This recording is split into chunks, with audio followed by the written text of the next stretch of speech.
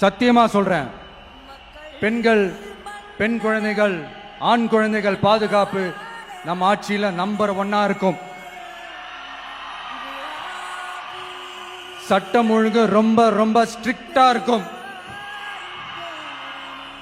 அரசு பள்ளிக்கூடங்களும் கல்லூரிகளும் முதல் தரமா இருக்கும்.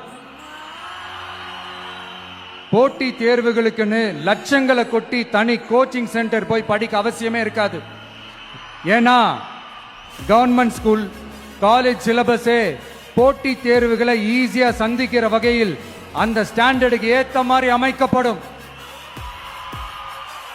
உயர்நிலை பள்ளி பாடத்திட்டங்களிலேயே அடிப்படை அரசியல் சாசன சட்டம் சேர்க்கப்படும். மாநில மற்றும் ஒன்றிய அரசு அலுவலகங்கள், வங்கிகளின் செயல்பாடுகள் மற்றும் அவற்றை அணுகும் முறை குறித்து மாணவர்களுக்கு தெளிவான புரிதலை ஏற்படுத்தும்